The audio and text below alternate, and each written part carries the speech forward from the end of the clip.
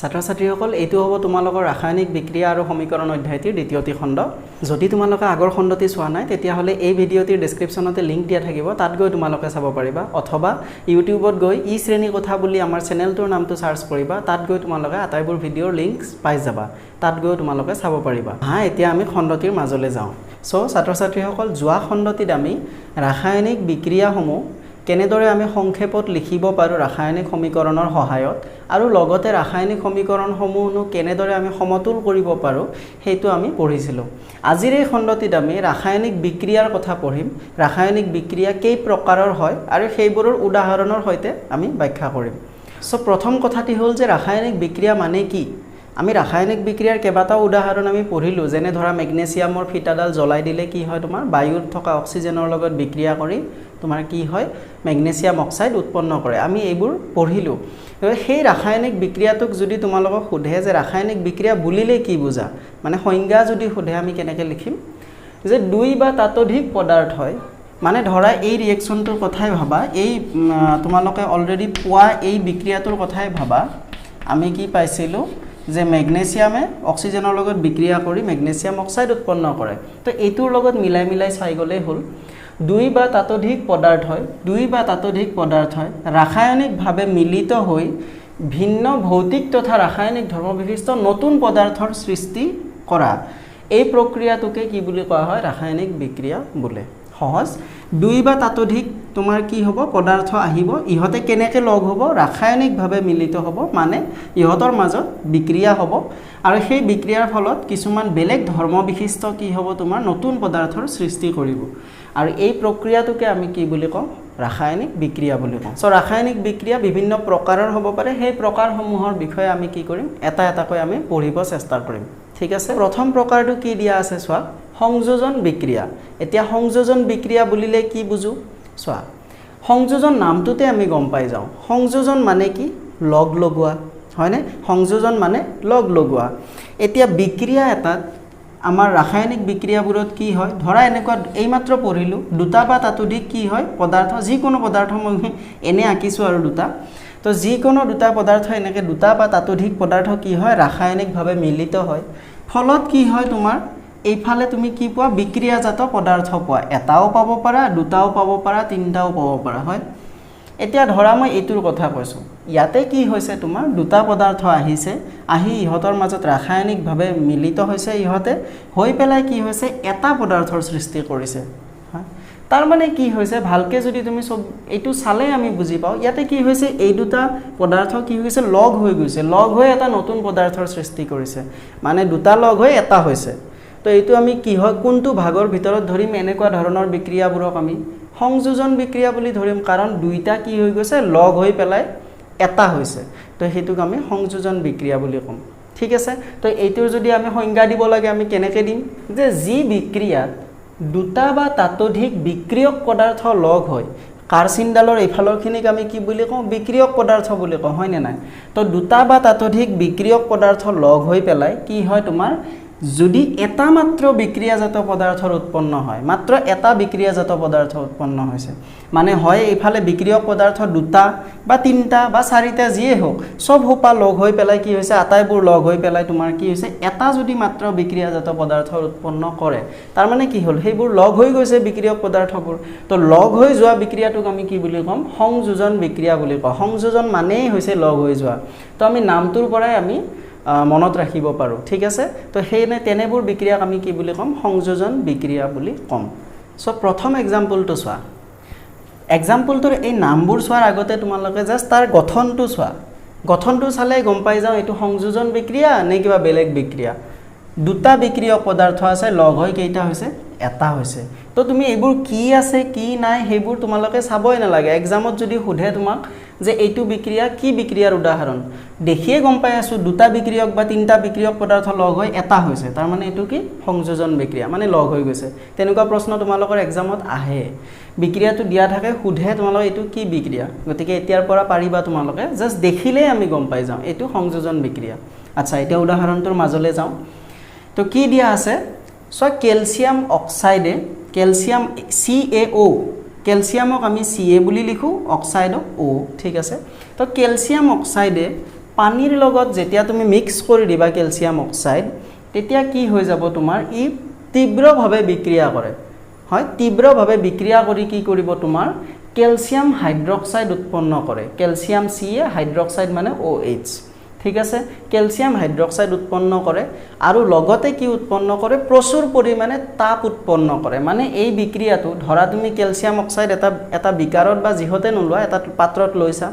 তাত পানীত তুমি কেলছিয়াম অক্সাইডটো দি পেলাই মিক্স কৰিছা পুৰা তো তুমি তীব্ৰভাৱে বিক্ৰিয়া হ'ব হোৱাৰ ফলত কি হ'ব সেই যিটো পাত্ৰত তুমি লৈ আছা সেইটোৰ উষ্ণতা বাঢ়ি যাব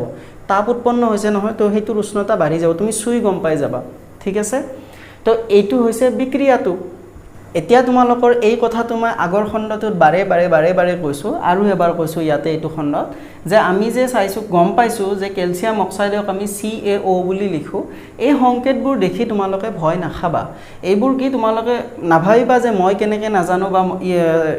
তেও কেনেকৈ জানে এই বস্তুবোৰ তোমালোকে নাজানিবা এইটো স্বাভাৱিক এইবোৰ মনত ৰাখিবলৈ কি মই কৈছিলো আগৰ খণ্ডটিত এটা মই PDF দি দিছিলো তোমালোকক যত মই সংকেতবিলাক লিখি দিছিলো কোনটো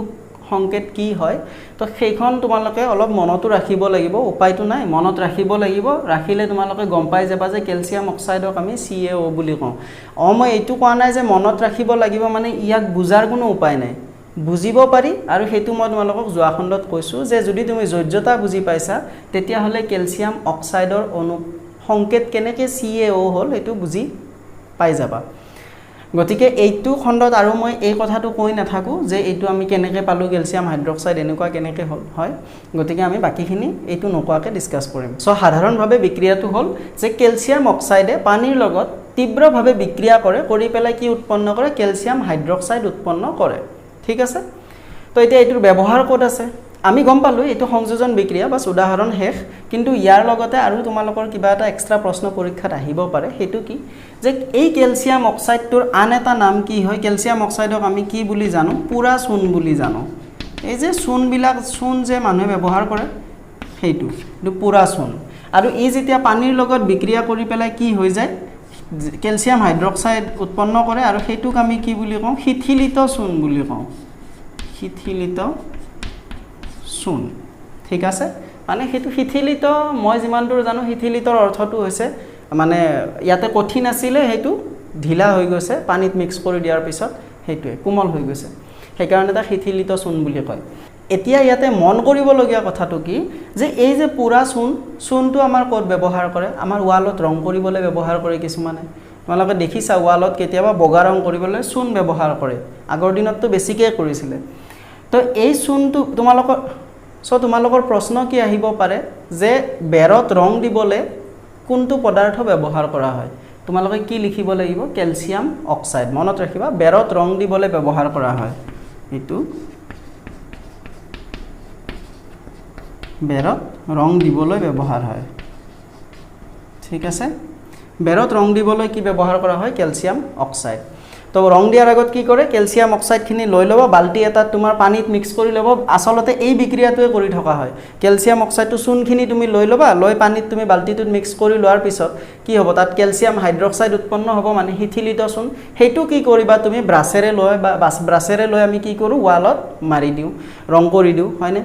তো ৱালত ৰং কৰি দিয়াৰ পিছত তাৰ ৰংটো একদম বগা হৈ আহে হয়নে তো সেই বগা যিটো পদাৰ্থ হয় হেতু কেলছিয়াম হাইড্ৰক্সাইডে নে কেলছিয়াম হাইড্ৰক্সাইড নহয় তাৰ পিছত কি হয় তুমি এটো মিক্স কৰি পেলাই ধুনিয়াকে তুমি কেলছিয়াম হাইড্ৰক্সাইডৰ দ্ৰৱখিনি পালা সেইখিনি তুমি লৈ ৱালত ব্ৰাছ কৰি দিলা তুমি কেলছিয়াম হাইড্ৰক্সাইড দি দিলা ৱালত তাৰ পিছত কি হ'ব সোৱা এই কেলছিয়াম হাইড্ৰক্সাইডটো তুমি বেৰত লগাই দিলা তো বেৰত লগাই দিয়াৰ পিছত ই বায়ুৰ লগত তো মুকলি পৰিবেশত থাকিব তো বায়ুত থকা কি কৰিব ই কাৰ্বন ডাই অক্সাইডৰ লগত বিক্ৰিয়া কৰিব বিক্ৰিয়া কৰি ই কি উৎপন্ন কৰিব তোমাৰ কেলছিয়াম কাৰ্বনেট উৎপন্ন কৰিব আৰু পানী থাকি যাব তো এই কেলছিয়াম কাৰ্বনেটৰ কাৰণেহে আমি বেৰবোৰ কি দেখো উজ্জ্বল বগা হৈ যায় কেদিন চূণ চাবা তুমি চূণ ৰং দিয়াৰ লগে লগে বেৰত প্ৰথম দিনা ইমান বগা নহয় তাৰ পিছত লাহে লাহে লাহে লাহে ই কি হৈ যায় বগাটো বেছিকৈ হয় উজ্জ্বল বগা হৈ উঠে আৰু সেইটো কিহৰ কাৰণ লাহে লাহে কিয় হয় কাৰণ ই লাহে লাহে কাৰ্বন ডাই অক্সাইড বায়ুত থকা কাৰ্বন ডাই অক্সাইডৰ লগত কি হয় বিক্ৰিয়া কৰে আৰু কৰি পেলাই ই কি উৎপন্ন কৰে কেলছিয়াম কাৰ্বনেট উৎপন্ন কৰে এইটোক আমি কি বুলি কওঁ কেলছিয়াম কাৰ্বনেট গতিকে উদাহৰণটো কি আছিলে যে কেলছিয়াম অক্সাইডে পানীৰ লগত বিক্ৰিয়া কৰি কেলছিয়াম হাইড্ৰক্সাইড উৎপন্ন কৰে কেলছিয়াম অক্সাইডক আমি পুৰা চূন বুলি জানো আৰু পানীৰ লগত বিক্ৰিয়া কৰাৰ পিছত যি কেলছিয়াম হাইড্ৰক্সাইড উৎপন্ন হয় হেতুক আমি শিথিলিত চূন বুলি জানো ঠিক আছে তো এই পুৰা চূনটো অৰ্থাৎ কেলছিয়াম অক্সাইড আমি কিহত ব্যৱহাৰ কৰোঁ বেৰত ৰং দিবলৈ ব্যৱহাৰ কৰোঁ তো বেৰত ৰং দিবলৈ কেনেকৈ ব্যৱহাৰ কৰোঁ এই বিক্ৰিয়াটো কৰোঁ আমি কেলছিয়াম অক্সাইড মানে পুৰা চূনখিনি লওঁ বাল্টিং এটাত পানীত আমি ধুনীয়াকৈ গুলি ল'লোঁ বা কিবা এটা পাত্ৰত আমি মিহলাই লওঁ পানীৰ লগত তো ফলত কি হয় এই বিক্ৰিয়াটো হয় হৈ পেলাই তুমি এইটো পোৱা কেলছিয়াম হাইড্ৰক্সাইড সেই জুলীয়া যিখিনি থাকিব চূনৰ পানী সেইখিনি কি হ'ব কেলছিয়াম হাইড্ৰক্সাইড সেই কেলছিয়াম হাইড্ৰক্সাইডটো তোমালোকে বেৰত লগাই দিলা ৰং তো সেই ৰংখিনি প্ৰথম দিনাই পুৰা উজ্জ্বল বগা নহয় হয় আমি দেখিছোঁ এইটো তো যেতিয়া উজ্জ্বল বগা কেনেকৈ হ'ব পিছত ই লাহে লাহে বেৰত থকা কেলছিয়াম হাইড্ৰক্সাইডখিনিয়ে বায়ুত থকা কাৰ্বন ডাই অক্সাইডৰ লগত ই ধুনীয়াকৈ বিক্ৰিয়া কৰিব তো কিছুদিন পিছত ই কি উৎপন্ন কৰিব কিছু সময়ৰ পিছত কেলছিয়াম কাৰ্বনেট উৎপন্ন কৰিব এই কেলছিয়াম কাৰ্বনেটৰ কাৰণে তোমালোকে কি দেখা পোৱা বেৰখন উজ্জ্বল বগা ৰঙৰ হয় ঠিক আছে আমি যে কৈ থাকোঁ মাৰ্বল সেই মাৰ্বলৰ সংকেতটো যদি তোমালোকক কোনোবাই সোধে মাৰ্বলৰ ৰাসায়নিক সংকেত কি মাৰ্বলৰ ৰাসায়নিক সংকেত কেলছিয়াম কাৰ্বনেটে হয় ঠিক আছে তো হেতুৰ কাৰণে আমি উজ্জ্বল বগা দেখিবলৈ পাওঁ এইটো হ'ল তোমালোকৰ প্ৰথমটো উদাহৰণ এইটো খুব ইম্পৰ্টেন্ট তোমালোকৰ এক্সামত কোৱেশ্চন ইয়াৰ পৰা হ'ব পাৰে গতিকে ভালদৰে এইখিনি কথা মনত ৰাখিবা এতিয়া 2 নম্বৰ এক্সাম্পলটো চাওঁ সো 2 নম্বৰ উদাহৰণটো কি কয়লাৰ দহন কয়লা যে পুৰে কয়লা পুৰা এই প্ৰক্ৰিয়াটো কি এটা কিহৰ উদাহৰণ সংযোজন বিক্ৰিয়াৰ উদাহৰণ কেনেকৈ চোৱা কয়লা মানে কি কাৰ্বন তো কাৰ্বনটো গোটা অৱস্থাত থাকে এছ মানে আমি কৈছিলোঁ আগৰ খণ্ডত এছ মানে গোটা এইবিলাকে কি বুজাইছে ভৌতিক অৱস্থাটো বুজাই আছে ই গেছ এইটো গেছ তো কাৰ্বনে কাৰ লগত দহন মানে কি আমি অক্সিজেনৰ লগত বিক্ৰিয়া কৰি পেলাই পুৰি দিয়া হয় নে নহয় তো কাৰ্বনৰ লগত অক্সিজেনে বিক্ৰিয়া কৰি পেলাই কি উৎপন্ন কৰে কাৰ্বন ডাই অক্সাইড উৎপন্ন কৰে সো এইটো আমি দেখিয়ে গম পাওঁ এইটো এটা কি সংযোজন বিক্ৰিয়া কাৰণ দুটা বিক্ৰিয়ক পদাৰ্থ লগ হয় এটা বিক্ৰিয়াজাত পদাৰ্থৰ উৎপত্তি কৰিছে গতিকে এইটো এটা তোমালোকৰ সংযোজন বিক্ৰিয়াৰ উদাহৰণ সো 3 নম্বৰ উদাহৰণটো কি যে হাইড্ৰোজেন গেছ আৰু অক্সিজেন গেছ লগ হৈ কিহৰ উৎপন্ন কৰে পানীৰ উৎপন্ন কৰে হয় পানীত আমি জানোৱে পানীত কি থাকে তোমাৰ হাইড্ৰোজেন থাকে অক্সিজেন থাকে তো এই বিক্ৰিয়াটো যদি আমি চাওঁ দুটা বিক্ৰিয়ক পদাৰ্থ লগ হৈ পেলাই কি হৈছে লগ হৈ পেলাই এটা বিক্ৰিয়াজাত পদাৰ্থ উৎপন্ন কৰিছে গতিকে পানীৰ অণু গঠন কৰা এই বিক্ৰিয়াটো এটা কিহৰ উদাহৰণ সংযোজন বিক্ৰিয়াৰ উদাহৰণ গতিকে সংযোজন বিক্ৰিয়াৰ পৰা তোমালোকৰ কি প্ৰশ্ন আহিব পাৰে যে সংযোজন বিক্ৰিয়া কাক বোলে সংযোজন বিক্ৰিয়াৰ উদাহৰণ দিয়া আমি কৰিলোঁ সংযোজন বিক্ৰিয়া কাক বোলে তাৰ উদাহৰণ 3টা আমি চালোঁ তাৰে ভিতৰত 1 নম্বৰ উদাহৰণটো খুব ইম্পৰ্টেন্ট তাৰ পৰা কি প্ৰশ্ন আহিব পাৰে মই ক'লোঁ যে তোমাৰ কোনটো পদাৰ্থ আমি বেৰত ৰং দিবলৈ ব্যৱহাৰ কৰোঁ আৰু তাৰ ৰাসায়নিক বিক্ৰিয়াটো লিখি দেখুৱা তো আমি লিখি দেখুৱালোঁ ঠিক আছে সো যেটো আমি প্ৰথম এক্সাম্পল চালোঁ যে কেলছিয়াম অক্সাইডে পানীৰ লগত যেতিয়া বিক্ৰিয়া কৰে মই কি কৈছিলোঁ যে তীব্ৰভাৱে বিক্ৰিয়া কৰে কৰি কি উৎপন্ন কৰে কেলছিয়াম হাইড্ৰক্সাইড উৎপন্ন কৰে কিন্তু লগতে কি কৈছিলোঁ যে প্ৰচুৰ তাপ উৎপন্ন কৰে তাৰ মানে যেতিয়া তুমি পাত্ৰটো লৈ থাকিবা যিটো পাত্ৰত বিক্ৰিয়া হ'ব তাৰ উষ্ণতা বৃদ্ধি পাব তাপ উৎপন্ন হ'ব তো হেনেকুৱাত যিবোৰ বিক্ৰিয়াত কি হয় তোমাৰ বিক্ৰিয়াজাত পদাৰ্থ অৰ্থাৎ তোমাৰ কেলছিয়াম হাইড্ৰক্সাইডটো উৎপন্ন হৈছে হয় নে নাই মই বিক্ৰিয়াটো লিখি দিছোঁ যাতে তোমালোকে এবাৰ মনত পেলাব পাৰা এইটো আছিল হয় নে নহয় বিক্ৰিয়াটো তো এই বিক্ৰিয়াটোত কি হৈছিল তোমাৰ কেলছিয়াম অক্সাইডে পানীৰ লগত বিক্ৰিয়া কৰি কেলছিয়াম হাইড্ৰক্সাইড উৎপন্ন কৰিছে ঠিকে কিন্তু তাৰ লগতে কি উৎপন্ন কৰিছিলে প্ৰচুৰ পৰিমাণে তাপ উৎপন্ন কৰিছিলে গতিকে এনেবোৰ বিক্ৰিয়া যিবোৰ বিক্ৰিয়াত কি হয় তোমাৰ বিক্ৰিয়াজাত পদাৰ্থ উৎপন্ন হোৱাৰ লগতে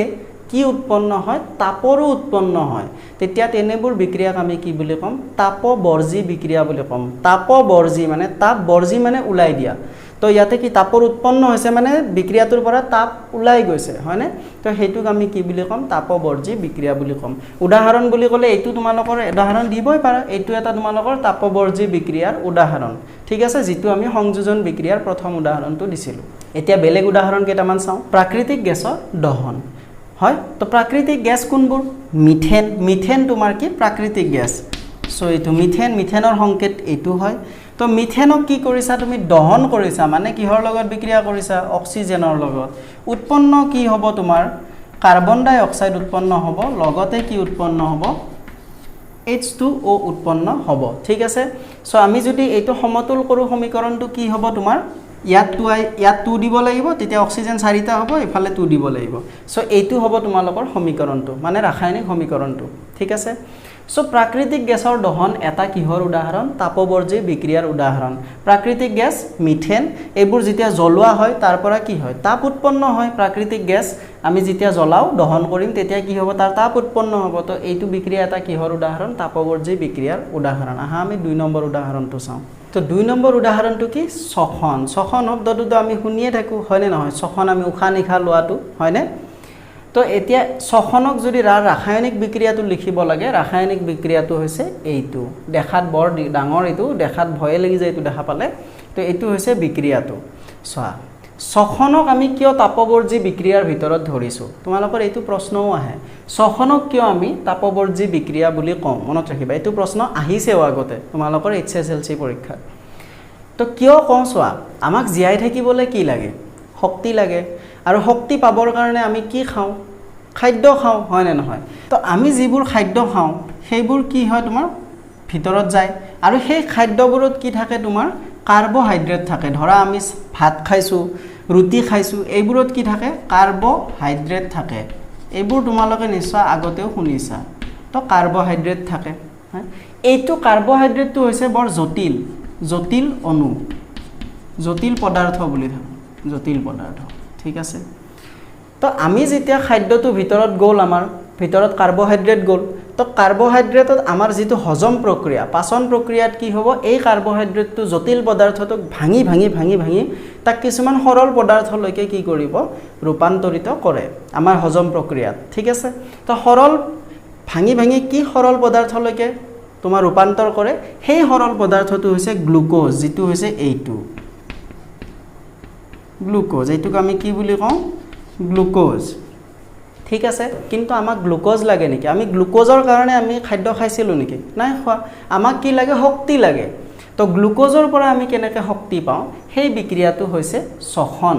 এই বিক্ৰিয়াটো শোষণ তো শোষণত আমি কি হয় অক্সিজেন লওঁ তো সেই অক্সিজেনবোৰ আমাৰ দেহৰ কোষত থাকে হয় নে নহয় কোষবোৰত থাকিব সেই দেহৰ কোষৰ পৰা অক্সিজেন আহিব এইটো চোৱা গ্লুকোজ আছিল খাদ্যৰ পৰা আহিলে তাৰ পিছত অক্সিজেনৰ লগত বিক্ৰিয়া কৰি তোমাৰ কি কৰিব কাৰ্বন ডাই অক্সাইড উৎপন্ন কৰিব পানী থাকিব আৰু লগতে কি উৎপন্ন কৰিব চোৱা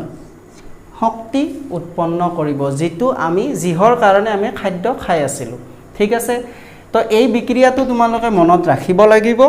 আৰু লগতে কি তোমালোকৰ এই প্ৰশ্নটো আহিব পাৰে যে শোষণক কিয় তাপবৰ্জী বিক্ৰিয়া বুলি কোৱা হয় সো আমি কি লিখিব লাগিব যে আমি জীয়াই থাকিবলৈ আমাক খাদ্য শক্তি লাগে সেই শক্তিৰ বাবে আমি খাদ্য খাওঁ খাদ্যত থাকে কাৰ্বোহাইড্ৰেট আৰু কাৰ্বোহাইড্ৰেটবোৰ হজম প্ৰক্ৰিয়াই কি কৰে তাক ভাঙি পেলাই গ্লুকোজলৈকে কি কৰে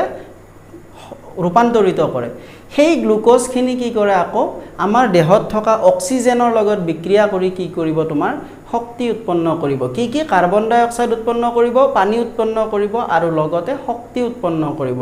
তাৰ পিছত লিখিম যিহেতু শোষণ প্ৰক্ৰিয়াত শক্তি উৎপন্ন হয় সেইভাবে শোষণ প্ৰক্ৰিয়াক আমি কি বুলি কওঁ তাপবৰ্জী বিক্ৰিয়া বুলি কওঁ বাস এখিনি লিখিলে হৈ গ'ল ঠিক আছে এটো ইম্পৰ্টেন্ট কোৱেশ্চন আমাৰ 2 নম্বৰ প্ৰকাৰটো হৈছে বিযোজন বিক্ৰিয়া এতিয়া বিযোজন বিক্ৰিয়া মানে কি সো নামটোৰ পৰাই বুজিব পাৰো সংযোজন মানে কি লগ হৈ যোৱা বিযোজন মানে কি আতৰি যোৱা বাস এখিনি বুজিলে হৈ গ'ল তাৰ মানে আমাৰ সংযোজন বিক্ৰিয়াত কেনেকুৱা আছিল দুটা বা তাতোধিক কি আহিব বিক্ৰিয়ক পদাৰ্থ আহি লগ হৈ পেলাই এটা উৎপন্ন কৰিব বিক্ৰিয়াজাত পদাৰ্থ ইয়াত উল্টাটো হ'ব মানে এটা তোমাৰ বিক্ৰিয়ক পদাৰ্থ থাকিব তাৰ পৰা ভাঙি যাব ভাঙি গৈ পেলাই কি হ'ব দুটা বা তাতোধিক কি হ'ব তোমাৰ উৎপন্ন হ'ব বিক্ৰিয়াজাত পদাৰ্থ এটা বিক্ৰিয়ক পদাৰ্থ ভাঙি গৈ তোমাৰ বিক্ৰিয়াজাত দুটা বা তাতোধিক বিক্ৰিয়াজাত পদাৰ্থ উৎপন্ন হ'ব এটুকে আমি কি বুলি কম বিযোজন বিক্ৰিয়া বুলি কম বিযোজন মানে ভাঙি দিয়া আতৰি যোৱা ঠিক আছে সো আমি সংজ্ঞা হিচাপত দিলে কি লিখিম যি বিক্ৰিয়াত এটা মাত্ৰ বিক্ৰিয়ক পদাৰ্থ ভাঙি একাধিক সৰল বিক্ৰিয়াজাত পদাৰ্থ উৎপন্ন হয় দেখুৱাইছিলো এটা মাত্ৰ বিক্ৰিয়ক পদাৰ্থ ভাঙি পেলাই একাধিক সৰল বিক্ৰিয়াজাত পদাৰ্থত উৎপন্ন হ'ব ঠিক আছে দুটাও হ'ব পাৰে তিনিটাও হ'ব পাৰে চাৰিটাও হ'ব পাৰে পৰিণত হয় তেনে বিক্ৰিয়াক আমি বিযোজন বিক্ৰিয়া বুলি কওঁ বিযোজন মানে ভাঙি যোৱা হেতুকে আমি কি বুলি কম বিক্ৰিয়া বিযোজন বিক্ৰিয়া বুলি কম এতিয়া তোমালোকৰ প্ৰশ্নত যদি কিবা এটা বিক্ৰিয়া দিয়া থাকে তোমাক হয়তো এনেকৈ সুধিব পাৰে এইটো কি বিক্ৰিয়া সংযোজন বিক্ৰিয়া বিযোজন বিক্ৰিয়া আৰু যিমানবিলাক প্ৰকাৰ আছে সেইবিলাকৰ ভিতৰত তোমাক সুধিব সো আমি তো দেখিয়ে গম পাই যাম কোনটো বিযোজন প্ৰক্ৰিয়া যেনেকৈ আমি কি সংযোজন বিক্ৰিয়া দেখিলে গম পাই যাওঁ যে দুটা লগ হৈ পেলাই এটা হৈছে মানে এইটো সংযোজন বিক্ৰিয়া ইয়াতে যদি আমি এনেকুৱা ধৰণৰ গঠনৰ এটা বিক্ৰিয়া দেখা পাওঁ যে এটা আছিলে বিক্ৰিয়ক পদাৰ্থ তাৰ পৰা ভাঙি গৈ দুই তিনিটা তোমাৰ কি হৈছে বিক্ৰিয়াজাত পদাৰ্থ উৎপন্ন হৈছে মানে এইটো ভাঙি গৈছে তো আমি দেখা দেখি কৈ দিম যে এইটো বিযোজন বিক্ৰিয়া ঠিক আছে এতিয়া কথাটো চোৱা ভালদৰে ভাবি চোৱা যে এটা বিক্ৰিয়ক পদাৰ্থক যদি আমি ভাঙি দুটা বা তিনটা লৈকে যদি আমি ভাঙি দিব লাগে এতিয়া বস্তু এটা ভাঙিবলৈ তুমি বাহিৰৰ পৰা শক্তি দিব লাগিব হয় না নহয় বাহিৰৰ পৰা কিবা প্ৰকাৰৰ তুমি শক্তি দিব লাগিব বিভিন্ন প্ৰকাৰৰ শক্তি দিব পাৰা তুমি মুঠতে তুমি শক্তি দিব লাগিব তো এতিয়া সেই কি শক্তি দিও ধৰা তুমি প্ৰথমতে দিছা তাপ দিছা এই বিক্ৰিয়ক পদাৰ্থটো লৈ তাক গৰম কৰিছা তেতিয়াও হয়তো কেতিয়াবা ভাঙি পেলাই দুই তিনটা হ'ব পাৰে হয় তাৰ মানে তুমি তেতিয়া কি কৰিছা তাপ শক্তি প্ৰয়োগ কৰিছা কেতিয়াবা হয়তো তুমি বিদ্যুৎ শক্তি প্ৰয়োগ কৰিব পাৰা আন কেতিয়াবা হয়তো তুমি সূৰ্যৰ পোহৰ শক্তিটো তুমি ব্যৱহাৰ কৰি পেলাই ভাঙিব পাৰা গতিকে সেই তিনটা শক্তি আমি যিবোৰ শক্তি বেলেগ বেলেগ ধৰণৰ শক্তি ব্যৱহাৰ কৰি আমি কি কৰিব পাৰো বিক্ৰিয়ক পদাৰ্থটো ভাঙি দিব পাৰো তো তাৰ ওপৰত ভিত্তি কৰি আমাৰ কি বিযোজন বিক্ৰিয়া কেই প্ৰকাৰৰ তিনি প্ৰকাৰৰ এতিয়া নামকেইটা চালে বুজি পাই যাবা সো প্ৰকাৰ তিনিটা কি চোৱা মই কলো প্ৰথমতে আমি তাপ শক্তি দিও তাক কি কৰিব পাৰো এটা বিক্ৰিয়ক পদাৰ্থ হয়তো বিযোজিত কৰিব পাৰো মানে ভাঙি দিব পাৰো গতিকে হেনেকুৱা ধৰণৰ বিযোজনক যিবোৰ বিযোজনত আমি কি কৰিম তাপ প্ৰয়োগ কৰি পেলাই কৰিম হেতু কি দিম আমি তাপীয় বিযোজন বুলি কম ঠিক আছে সহজ নেক্সট কেতিয়াবা মই কলো যে বিদ্যুৎ শক্তি দিও আমি কি কৰিব পাৰো তাক বিযোজন কৰিব পাৰো তেতিয়া আমি তাক কি বুলি কম বিদ্যুৎ বিশ্লেষণ বা বিদ্যুৎ বিযোজন বিক্ৰিয়া বুলিও আমি ক'ব পাৰো নেক্সট সূৰ্যৰ পোহৰ ব্যৱহাৰ কৰি সূৰ্যৰ পোহৰৰ শক্তিটো ব্যৱহাৰ কৰি যদি আমি তাক বিযোজন কৰো হয় তেতিয়া হেতুক আমি কি কম আলোক বিশ্লেষণ বুলি কম বা আলোক বিযোজন বিক্ৰিয়া বুলি ক'ব পাৰো ঠিক আছে সো আমি প্ৰথমটো কি লৈছো তাপীয় বিযোজন হয় তো তাপীয় বিযোজন কি তাপ প্ৰয়োগ কৰি ঘটোৱা বিযোজনক বিযোজন বিক্ৰিয়াক তাপীয় বিযোজন বোলে এটো মুখস্থ ৰাখিবলৈ একো প্ৰয়োজনই নাই তাপীয় বিযোজন নামটোৰ পৰাই গম পাও যে তাপ প্ৰয়োগ কৰি যিবোৰ আমি বিযোজন কৰো সেইবোৰক আমি কি বুলি কওঁ তাপীয় বিযোজন বুলি কওঁ উদাহৰণ চাও আমি সো প্ৰথম উদাহৰণটো চাও সো তোমালোকৰ প্ৰথম উদাহৰণটো কি দিয়া আছে চোৱা যে ফেৰাছ সালফেট কি হৈছে তোমাৰ গৰম দিছে তাপ কৰিছে মানে গৰম কৰিছে তাপ দিছে ফেৰাছ সালফেট লৈ পেলাই তোমাৰ তাত তাপ দিয়াৰ পিছত ই ভাঙি গৈ মানে বিযোজন হৈছে তাপ দিয়াৰ পিছত বিযোজন হৈছে ভাঙি গৈছে কিহলৈকে ভাঙি গৈছে ফেৰিক অক্সাইড হৈছে এটা সালফাৰ ডাই অক্সাইড হৈছে আৰু সালফাৰ ট্ৰাই অক্সাইডলৈকে কি হৈছে ভাঙি গৈছে তো প্ৰথম উদাহৰণটো তোমাক এইটো দিছে মই আৰু এবাৰ কৈছো যে ফেৰাছ সালফেট লৈ তাক গৰম কৰিছে গৰম কৰাৰ ফলত কি হৈছে তোমাৰ ফেৰিক অক্সাইড সালফাৰ ডাই অক্সাইড আৰু সালফাৰ ট্ৰাই অক্সাইডলৈকে কি হৈছে ই ভাঙি গৈছে তো যেহেতু এইটো তাপ ব্যৱহাৰ কৰি বিযোজন কৰা হৈছে গতিকে এইটোক আমি কি বুলি কওঁ তাপীয় বিযোজন বুলি কওঁ কিন্তু ইয়াৰ লগতে এটা কথা কৈ থৈ দিও যে আমি যে দেখুৱাইছো এই বিক্ৰিয়াটোত ফেৰাছ সালফেটটো কি কৰিছে গৰম কৰিছে ডাইৰেক্ট এইখিনি পাইছে এইটো ফেৰাছ সালফেটৰ আসল ৰাসায়নিক সংকেতটো নহয় ফেৰাছ সালফেট প্ৰথমতে কি থাকে ফেৰাছ সালফেট স্ফটিক হিচাপত থাকে স্ফটিক মানে যেনেকৈ তোমাৰ অসমীয়াত দানা বুলি কয় নেকি মানে চেনিৰ যিবোৰ তোমাৰ থাকে ধৰা ক্ৰিষ্টেল চেনিৰ যিবোৰ তোমাৰ এটা এটা ক্ৰিষ্টেল থাকে তেনেকুৱা ধৰণৰ ফেৰাছ সালফেটৰ যিবোৰ থাকে সেইবোৰৰ ৰং কেনেকুৱা হয় তোমাৰ সেউজীয়া হয় ঠিক আছে তো সেই সেউজীয়াবোৰত কিন্তু সেই স্ফটিক গেটাত কি থাকে তোমাৰ পানীও লগত থাকে সো এটা ফেৰাছ সালফেট মানে অনুৰ লগত কিমানটা পানীৰ অনু লগ হৈ থাকে 7টা পানীৰ অনু লগ হৈ থাকে কিন্তু প্ৰথম ইয়াতে যে কৈছে ফেৰাছ সালফেট প্ৰথমতে গৰম কৰিছে আসলতে এইটো গৰম কৰিছে ফাৰ্স্ট ঠিক আছে তো স্ফটিক গেটা এটা পাত্ৰত লৈছে গৰম কৰি দিছে গৰম কৰাৰ ফলত কি হ'ব গৰম কৰাৰ লগে লগে প্ৰথম কোনখিনি ভাব হৈ উৰি যাব এই পানীখিনি উৰি গুচি যাব 7টা যে পানীৰ অনু থাকে এইখিনি কি হৈ যাব উৰি গুচি যাব তো তাৰ ফলত কি থাকি যাব এইখিনি থাকি যাব অকল ফেৰাছ সালফেটখিনি থাকি যাব হয় না নহয় তো এটা স্ফটিকেতো তুমি লোৱা নাই অসংখ্য স্ফটিক লবা তুমি তো সেই স্ফটিকখিনিৰ পৰা কি হ'ব পানীৰ অনুবোৰ নোহোৱা হৈ যাব গৰম কৰি দিয়াৰ লগে লগে ফাৰ্স্ট তাৰ পিছত কি হ'ব এই যেতিয়া পানীৰ অণুটো নোহোৱা হৈ যাব ইয়াৰ ৰংটো কি হৈ যাব এই সেউজীয়া ৰংটো ৰঙৰ পৰিৱৰ্তন হ'ব ঠিক আছে মানে সেউজীয়া হৈ নাথাকে ঠিক আছে ৰঙৰ পৰিৱৰ্তন হ'ব তাৰ পিছত এইখিনি থাকি গ'ল ইয়াক তাপ দিয়াৰ পিছত তাৰপিছত আকৌ ৰখি যোৱা নাই মানে ইয়াৰ পৰা সাতটা পানীৰ অণু গুচি যোৱাৰ লগে লগে আকৌ তাতে যে তাপ বন্ধ কৰি দিছে নহয় দি দিছে প্ৰথম সাতটা অণু গুচি গ'ল তাৰ পিছত ইয়াৰ কি হ'ব বিযোজন আৰম্ভ হ'ব আৰু বিযোজন আৰম্ভ হোৱাৰ পিছত ভাঙি গৈ ফেৰিক অক্সাইড সালফাৰ ডাই অক্সাইড সালফাৰ ট্ৰাই অক্সাইড কি হ'ব তোমাৰ উৎপন্ন হ'ব ক্লিয়াৰ চোৱা প্ৰথম আমাৰ বিক্ৰিয়াটো ইয়াৰ পৰা আৰম্ভ হোৱা নাই আসলতে আমাৰ বিক্ৰিয়া আৰম্ভ হৈছে ইয়াৰ পৰা তুমি লৈছা ফেৰাছ সালফেটৰ স্ফটিক মানে কি আকৌ স্ফটিকৰ ৰাসায়নিক সংকেত কি এইটো তাৰ মানে ফেৰাছ সালফেটৰ স্ফটিকবোৰত কি থাকে সেইবোৰত তোমাৰ কি হয় পানীৰ অণুও থাকে তো যেতিয়া তুমি প্ৰথম গৰম কৰি দিবা ফেৰাছ সালফেটৰ স্ফটিকখিনি পানীখিনি স্বাভাৱিক কি হৈ যাব ভাব হৈ উৰি যাব তো প্ৰথম কি হ'ব H2O এটা নোহোৱা হৈ যাব তেতিয়ালৈকে বিযোজন হোৱা নাই কিন্তু তেতিয়ালৈকে কি হ'ব কেৱল পানীৰ অণুখিনি ভাব হৈ যাব তাৰ পিছত যেতিয়া তুমি তাপ দি থাকিবা তাৰ পিছত কি হ'ব তোমাৰ এইবোৰ বিযোজন আৰম্ভ হৈ পেলাই ইয়ালৈকে বিযোজন হ'ব প্ৰতিটো ফেৰাছ সালফেটৰ অণু ভাঙি গৈ ফেৰিক অক্সাইড সালফাৰ ডাই অক্সাইড সালফাৰ ট্ৰাই অক্সাইডলৈকে বিযোজন হ'ব ক্লিয়াৰ আৰু এইটোৰ ৰংটো কি আছিল সেউজীয়া তাপ দিয়াৰ ফলত যেতিয়া পানীৰ অণুখিনি নোহোৱা হ'ব ইয়াৰ ৰঙৰ পৰিৱৰ্তন হ'ব ঠিক আছে তো এইটো প্ৰশ্ন তোমালোকৰ হ'ব পাৰে যে ফেৰাছ সালফেটৰ স্ফটিকৰ ৰাসায়নিক সংকেত কি বাস এইটো লিখিব লাগে বা এইটো সুধিব পাৰে ফেৰাছ সালফেটৰ স্ফটিকৰ ৰাসায়নিক সংকেতত কেইটা পানীৰ অণু থাকে সাতটা পানীৰ অণু থাকে তাৰ ৰং সুধিব পাৰে ৰং কি সেউজীয়া গৰম কৰিলে কি হয় ৰঙৰ পৰিৱৰ্তন হয় ঠিক আছে তো এইখিনি এনেকুৱা ধৰণৰ প্ৰশ্ন আহিব পাৰে 1 মাৰ্কৰ সো নেক্সট উদাহৰণটো কি দিয়া আছে যে ক্যালসিয়াম কাৰ্বনেট লৈছে ক্যালসিয়াম কাৰ্বনেটৰ কথা আমি সংযোজন বিক্ৰিয়াৰ প্ৰথম উদাহৰণটোত চাইছিলো সো ক্যালসিয়াম কাৰ্বনেট যেতিয়া তুমি তাপ দি থাকিবা তাক এটা সময়ত কি হ'ব ই বিযোজন হৈ পেলাই ক্যালসিয়াম অক্সাইড উৎপন্ন কৰিব আৰু কাৰ্বন ডাই অক্সাইড গেছৰ উৎপন্ন কৰে এইটো তাপৰ সহায়ত তাক ভাঙি গৈ বিযোজন হৈছে গতিকে এইটোক আমি তাপীয় বিযোজনৰ এটা উদাহৰণ এতিয়া এই ক্যালসিয়াম অক্সাইডৰ আন এটা নাম কি আছিল আমি পাইছিলো হেতুক আমি কি বুলি কম পুৰা চূণ বুলি কওঁ হয় না এইটো আমি পাইছিলো কিহত ব্যৱহাৰ কৰো বেৰত ৰং দিয়া কামত আমি ব্যৱহাৰ কৰো আৰু 2 নম্বৰ ইয়াৰ আৰু এটা ব্যৱহাৰ আছে ই সিমেন্ট উৎপাদন কৰিবলৈ ইয়াক ব্যৱহাৰ কৰায়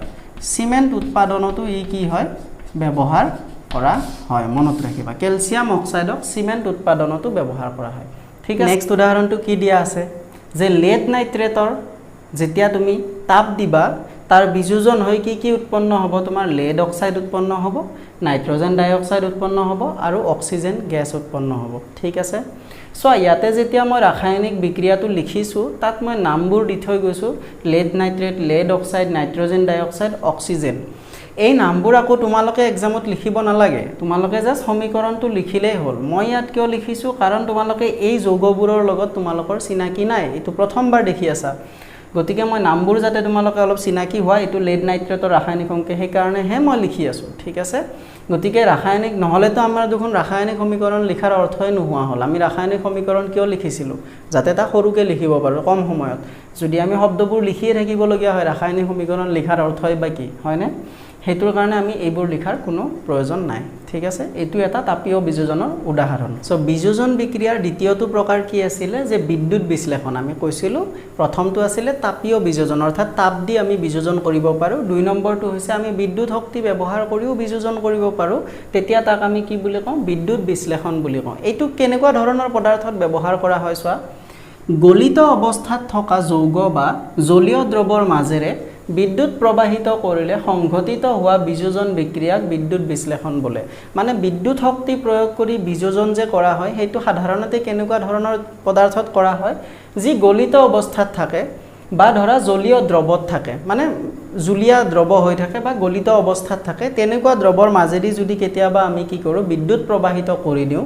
আৰু ফলত যদি তাৰ ভাঙি পেলাই বিযোজন হৈছে তেতিয়া হলে সেই ধৰণৰ বিযোজনক আমি কি বুলি কম বিদ্যুৎ বিশ্লেষণ বুলি কম উদাহৰণ কি দিয়া আছে পানীৰ বিদ্যুৎ বিশ্লেষণ পানী ভাঙি পেলাই কি হ'ব লাগিব বিযোজন হ'ব লাগিলে পানী ভাঙি কি হ'ব হাইড্ৰজেন আৰু অক্সিজেন গেছ উৎপন্ন হ'ব এইটো হল ৰাসায়নিক বিক্ৰিয়াটো কি কৰিছো আমি পানীৰ অণু লৈছো তাক আমি কি কৰিছো বিদ্যুৎ প্ৰবাহ দি দিছো আমি পানীৰ মাজেৰে বিদ্যুৎ প্ৰবাহ হ'বলে দিছো কিছু সময়ৰ পিছত ইয়াৰ কি হ'ব বিযোজন হ'ব আৰু বিযোজন হোৱাতে কি উৎপন্ন হ'ব তুমি ইয়াৰে ভাঙি গৈ পেলাই আমি জানো কি উৎপন্ন হ'ব পাৰে হাইড্ৰজেন গেছ আৰু অক্সিজেন গেছ উৎপন্ন হ'ব পাৰে এতিয়া এই বিযোজন পানীৰ বিদ্যুৎ বিশ্লেষণ প্ৰক্ৰিয়াটো যদিও দেখাত ইমান সহজ নহয় ঠিক আছে এই বিযোজন বিক্ৰিয়াটো তোমালোকৰ কিতাপত এটা কাৰ্যকলাপ হিচাপত দিয়া আছে সেইটো মই বুজাই দিছো ইয়াতে ঠিক আছে সো কি কৰিছে এটা তুমি ধৰা পাত্ৰ লৈছা মগ বা জিয়ে হোক কিবা এটা তুমি পাত্ৰ লৈছা লৈ পেলাই প্লাষ্টিকৰ বুলিয়ে ধৰা তলৰ ফালে তুমি দুটা ফুটা কৰিছা ঠিক আছে আৰু সেই ফুটা দুটাত তুমি কি কৰিছা ৰবৰৰ থিলা লগাই দিছা মানে ৰবৰৰ থিলা মানেটো জানা ৰবৰ এডাল এনেকুৱা আছে তাৰ মাজেদি তুমি ফুটা কৰিছা ঠিক আছে তো এইকিডাল কি ৰবৰৰ থিলা এই যে অলপমান ৰঙা টাইপৰ কালাৰৰ দেখিছা এইটো হল ৰবৰৰ থিলা তো দুইফালে আছে ৰবৰৰ থিলা কিটা ফুটা কৰি তাৰ মাজেৰে কি হুমাই দিছে একোডাল তোমাৰ কি কাৰ্বনৰ কি কৰি দিছে তৰিত দ্বাৰ তোমাৰ কি কৰি দিছে দণ্ড দুডাল হুমাই দিছে ঠিক আছে তো সেই তৰিত দ্বাৰ দুডাল কি কৰিছে তোমাৰ আকৌ দুডাল তাৰৰ সহায়ত জয়েন কৰিছে কিহৰ লগত এটা বেটাৰীৰ লগত তাৰ ভোল্টেজ কিমান 6 ভোল্ট ঠিক আছে তেনেকৈ এটা বেটাৰীৰ লগত জয়েন কৰিছে ঠিক আছে তাৰ পিছত দিয়াৰ পিছত কি কৰিছে ইয়াতে তোমাৰ মগটোত কি কৰি দিছে পানী ভৰাই দিছে ঠিক আছে পানী ভৰাই দিলে তো এইখিনি আমি কি জানো পানী ঠিক আছে আৰু কি কি গম পালো এগিৰাল তো তাৰ এইটো বেটাৰী মই নামবোৰ লিখি দিছো যাতে তোমালোকে বুজিবলে ভাল হয় এইটো বেটাৰী ঠিক আছে তো তুমি যেতিয়া পানী ইয়াতে ভৰাইছা তাৰ পিছত কি কৰিছে এই পানীতে আকৌ তুমি কিছু কি কৰি দিছা সালফিউৰিক এসিড লগ কৰি দিছা পানীৰ লগত কি কৰি দিছা তুমি সালফিউৰিক এসিডক আমি কিহেৰে লিখো H2SO4 দি দিছা তুমি ঠিক আছে সেইখিনি দিউত কিয় আমি সালফিউৰিক এসিড দিছো মই হেতু বুজাই দি আছো তাৰ আগতে চাই লোৱা আমি কি কৰিছো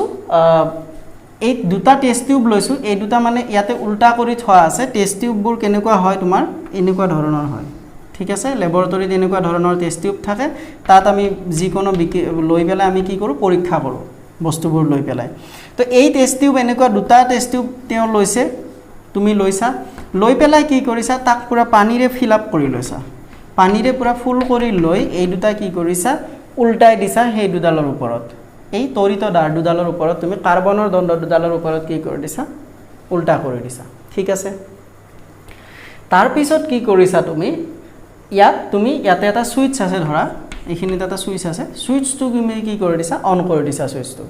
তো যেতিয়া তুমি সুইচটো অন কৰিবা ইয়াতে আছে পানী তো তাৰ মাজেৰে কি হ'ব তোমাৰ বিদ্যুৎ প্ৰবাহ হ'ব হয়নে তো বিদ্যুৎ প্ৰবাহ যেতিয়া হ'ব